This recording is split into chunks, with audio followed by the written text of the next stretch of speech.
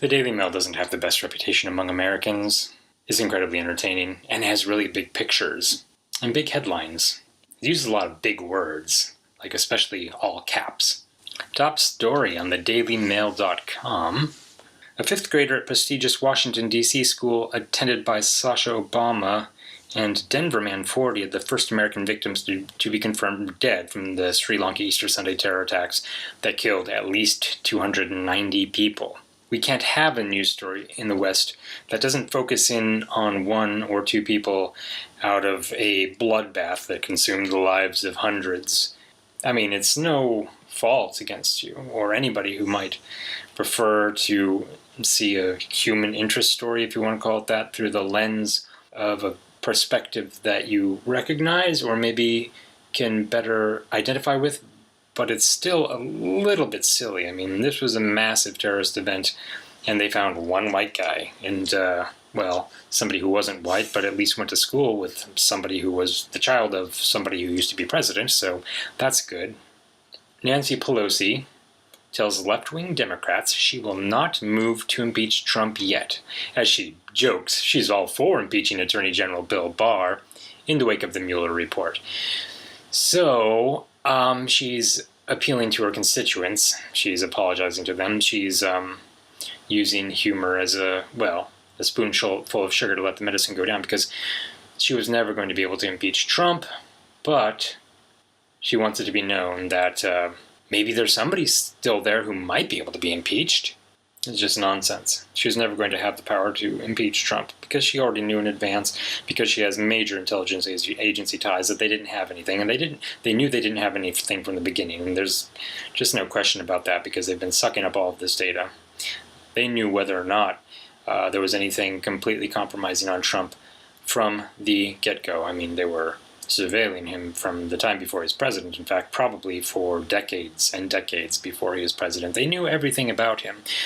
All they could really do is throw a lot of stuff at the wall and see if it stuck with the population. Their goal is to impugn him enough to so paralyze him with antagonization from the left and the media to make him completely impotent. And they want him to be impotent because if he were able to move, then he might be able to put into effect some sort of isolationist policies, which is the primary thing that the war machine does not want, is isolationism, because their budgets completely are dependent on the money we make by being involved globally. Indiana police release new video and a sketch of the man they believe murdered two teenage girls on a hiking trail in 2017 during an emotional press conference, and the investigators say the killer may be in this room. Now that's quite a statement, and I just can't imagine saying something like that unless they knew he was in that room, or maybe they suspected he was in the room and they were trying to say something to shake him and make him not, of course, confess, but they can scare a suspect and hopefully cause them to do something to, quote-unquote, slip up. I suspect it would be more of they have nothing. This is a very strange story because they just produced a completely brand new sketch of clearly a completely different person than that of the original suspect. What's very strange, what I find suspicious about this case is that, so when this crime first occurred, they released a sketch of this man. Now, they didn't know who he was, but this was a sketch that was released. So somebody saw somebody near the crime scene who had a very distinctive face. I mean, that is distinctive. The nose really sticks out. And so they find this guy who, I mean, the shape of the head isn't right, but obviously the nose is extremely distinctive. The sloping eyes, facial hair. He probably would wear a hat given that he has that haircut. He's was suspected or wanted or convicted previously of sex offenses. So they take him in. And it turns out it wasn't him.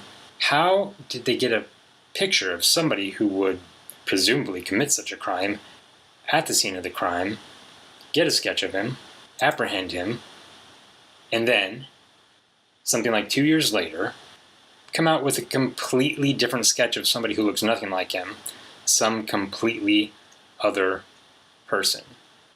I don't know what it means. My suspicion is that they wanted this other guy, the guy who they already took in. They wanted him. I think that they created a sketch of the man they wanted, not having any idea who actually committed the crime, perhaps. Just making it a complete closed loop. All right, we have this other suspect that we can't get for some other crime, or something we know he did, or something else we suspect he did. He was close enough to these girls, pay an informant to claim that they saw this person at the scene of the crime. I mean, that's my best guess.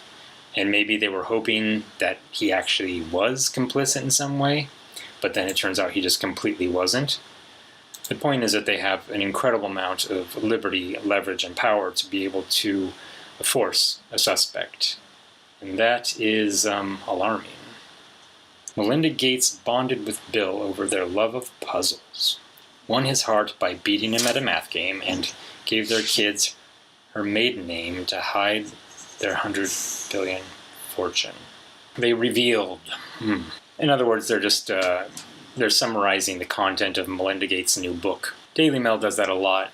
For other websites, these fake news publicity articles bother me a lot.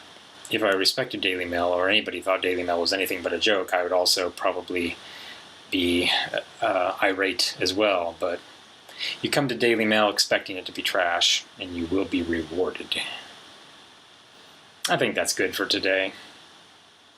This is Robert Reads the News, Daily Mail edition, numero uno.